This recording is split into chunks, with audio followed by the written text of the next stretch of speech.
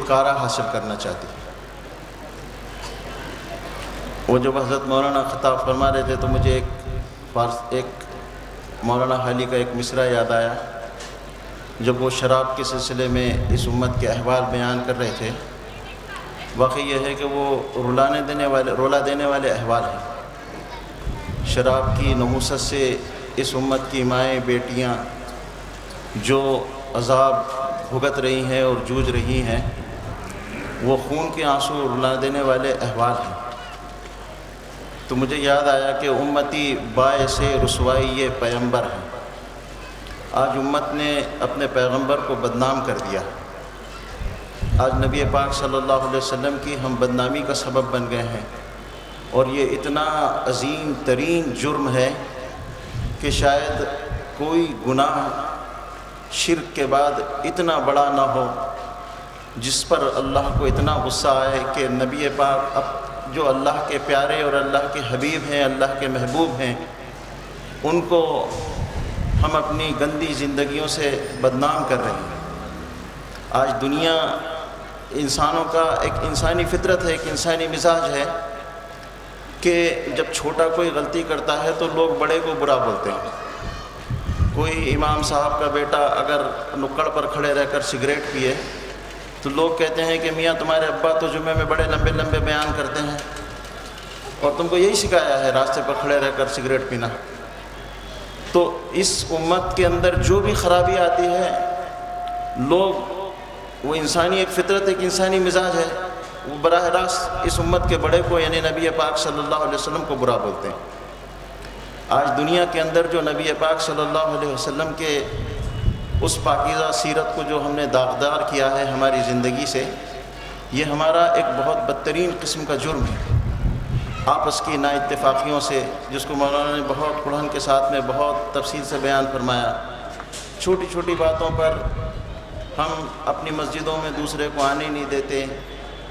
ہم ایک دوسرے کو سمجھنے کی کوشش بھی نہیں کرتے کہ کون، کسی نے کہہ دیا کہ کوئی نبی کا دشمن ہے تو بس سمجھتے ہیں کہ وہ واقعتاً نبی کا دشمن ہے۔ پہلے تحقیق کرنی چاہیے، ہر چیز کے بارے میں تحقیق کر کے پھر فیصلہ کرنا چاہیے، لیکن تحقیق کرنے کا مزاج نہیں ہے، جلد بازی کا، غصے کا، اور ہماری اس جلد بازی، غصے نے، تیز مزاجی نے نبی پاک صلی اللہ علیہ وسلم کی اس پاکیزہ شخصیت کو داغدار کر دیا۔ آج لوگ کہتے ہیں کہ محمد کی تعلیمات میں انسانیت کو ساتھ لینے کی صلاحیت نہیں ہے صلی اللہ علیہ وسلم۔ یہ دنیا میں کہا جا رہا ہے، کہتے ہیں کہ لوگ محمد کے اندر سہنشیلتا نہیں تھی، صبر نہیں تھا، بہت غصے والے تھے محمد، بات بات پر لڑتے تھے صلی اللہ علیہ وسلم۔ کیوں کہتے ہیں یہ ہماری بد مزاجی کی وجہ سے، یہ ہمارے غصے، ہماری جہالت کی وجہ سے۔ آج عدالتیں لوگ کہتی ہیں کہ یہ طلاق کا ظلم، ظالمانہ قانون ختم کیا جائے۔ جب اس قسم کے کیسز آتے ہیں سامنے تو ایک جو بیچارہ اجنبی جو نہیں جانتا ہے پیارے نبی صلی اللہ علیہ وسلم کی تعلیمات، پیاری پیاری تعلیمات کیا تھی، وہ تو یہ سمجھتا ہے کہ یہ ظالمانہ قانون ہے اور اس کے ذمہ دار وہ لوگ نہیں ہیں۔ ہم یہ نہیں کہہ سکتے ہیں تنہا کہ وہ لوگ دین دشمن ہیں یا نبی پاک صلی اللہ علیہ وسلم کے یا اسلام کے دشمن ہیں۔ ہم نے ان کو دشمن بنایا ہے اپنے آپسی جھگڑوں کی وجہ سے، چھوٹی چھوٹی باتوں پر آپس میں نفرتیں، عداوتیں، ایک دوسرے کے خلاف میں محاذ کھڑا کرنا، اور اپنی شراب کی عادت، جھوٹ کی عادت، لڑنے جھگڑنے کی عادت، ان عادتوں کا براہ راست نقصان حضرت نبی پاک صلی اللہ علیہ وسلم کی پیاری سیرت پر اور اس کو داغدار کرنے پر ہو رہا ہے۔ اس لیے آج یہ عزم کر کے اٹھیں کہ انشاءاللہ کم سے کم میں تو ایک خطرہ ہر فرد یہ طے کر لے کہ کم سے کم میں تو نبی پاک صلی اللہ علیہ وسلم کی بدنامی کا سبب نہیں بنوں گا، تاکہ کل قیامت میں اللہ کے سامنے اور رسول پاک صلی اللہ علیہ وسلم کے سامنے کھڑا رہ سکوں۔ ایک روایت میں نقل کرتا ہوں کہ ایک شخص کو لایا جائے گا اور اس کے حق میں جہنم کا فیصلہ کر لیا جائے گا، لیکن آخری میں ایک پرزہ اس کے اعمال نامے میں رکھا جائے گا، ایک نیکی اس کی لائی جائے گی سامنے، اور اس نیکی کی وجہ سے اس کی مغفرت ہو جائے گی۔ تو لوگ کہیں گے، اور اسی طرح ایک شخص کو لایا جائے گا، اس کے حق میں جنت کا فیصلہ، ایک شخص لایا گیا، جہنم کا فیصلہ ہوا، لیکن ایک نیکی کی وجہ سے پھر اس کا جنت کا فیصلہ ہو جائے گا. پھر اسی طرح ایک شخص کو لایا جائے گا، اس کے حق میں جنت کا فیصلہ ہوگا، لیکن ایک بات کی وجہ سے اس کے حق میں فوراً جہنم کا فیصلہ ہو جائے گا.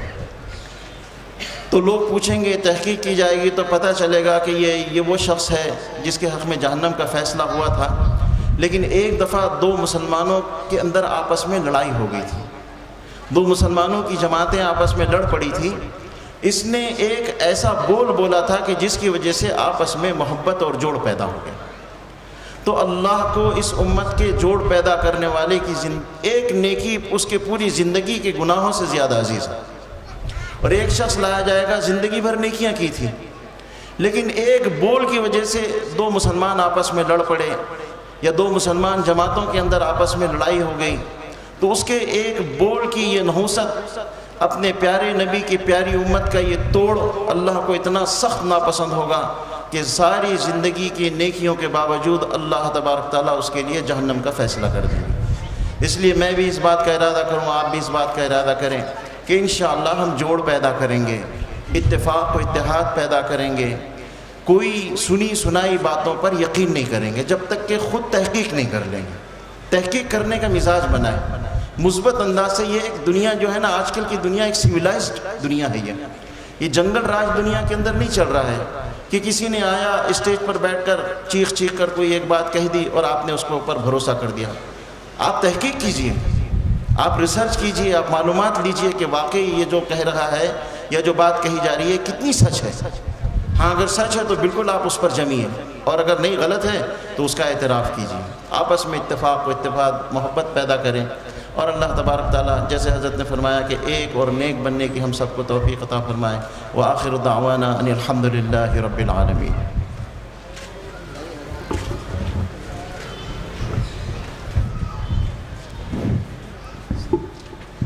حضرات، وقت کی تنگ دامانی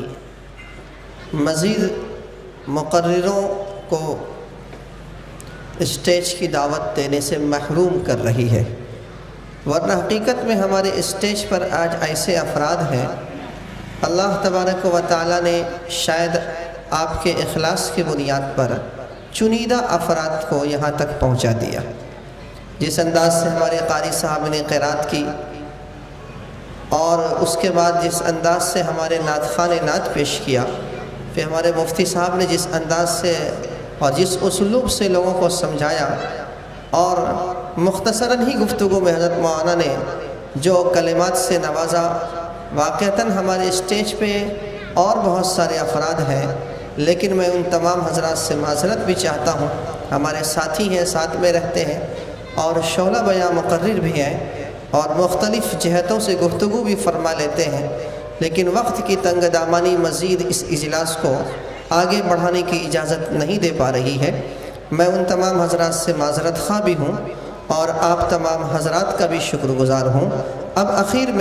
میں حضرت مولانا مفتی مظفر صاحب کو دعوت سخن دیتا ہوں کہ آپ تشریف لائیں، ناصحانہ کلمات سے نوازیں، اور آپ ہی کی دعا پہ انشاءاللہ العزیز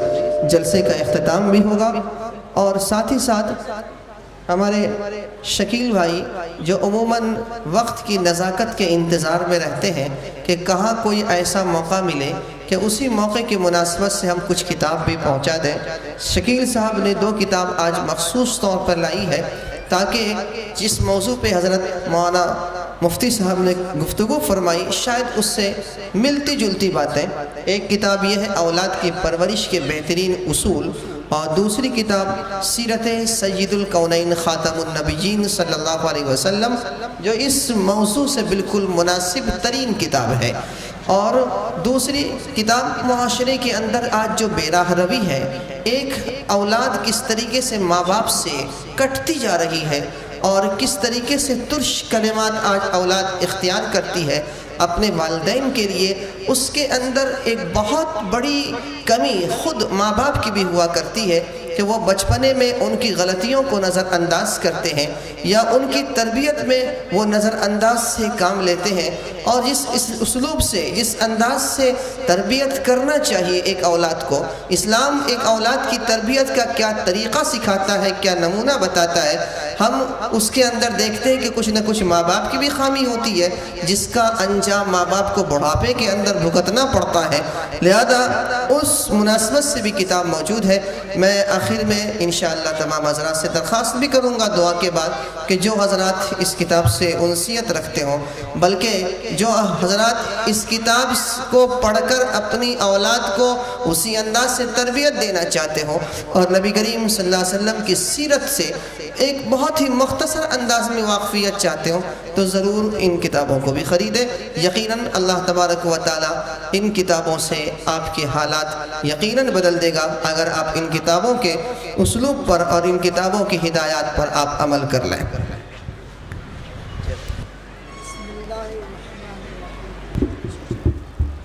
بسم اللہ الرحمن الرحیم۔ دوستو، چونکہ وقت کا تقاضا ہے کہ ہم اس کا خیال کریں، اور آپ سے اور دوسروں سے وعدہ کیا ہے کہ ہم اتنے بجے اپنے اس پروگرام کو پورا کر لیں گے، اس لیے میں کوئی گفتگو نہیں کر پاتا۔ البتہ اتنا سمجھ لیں کہ ہمارے مفتی سہراب صاحب نے جو ممنوعات اور نواہی پر روشنی ڈالی ہے، عام طور پر آدمی اس سے کتراتا ہے، کیونکہ معروف یعنی نیکیاں بتانا یہ تو آسان ہے، لیکن برائیوں سے روکنا تو جھگڑے کی چیز ہے۔ مگر بہترین انداز میں آپ کے سامنے انہوں نے نواہی اور ممنوعات کے اوپر ہماری توجہ دلائی۔ ایسا بہت کم لوگ کو اللہ تبارک و تعالی ملکہ عطا فرماتے ہیں۔ ہم پر فرض ہے کہ اس کی قدر کریں، ہم پر فرض ہے کہ اس کی قدر کریں، اور انہوں نے جو رک رک کر مختلف وقتوں میں ہم سے معاہدہ اور ہم سے وعدہ لیا، ہم اپنے اس وعدے کا پاس اور لحاظ رکھیں۔ بغیر کسی تمہید کے یہ بات میں آپ سے عرض کرتا ہوں، ورنہ پوری گفتگو کے لیے پوری رات باقی ہے اور پھر بھی بات پوری نہیں ہوگی۔ اب دعا کرتا ہوں اللہ تعالی ہماری اور آپ کی سب کی دعاؤں کو قبول فرمائے، کہ منتظمین کو اللہ تعالی اور حوصلہ عطا فرمائے، اور آئندہ اس سے بہتر طریقے سے اور اس سے زیادہ ان کو خدمت کرنے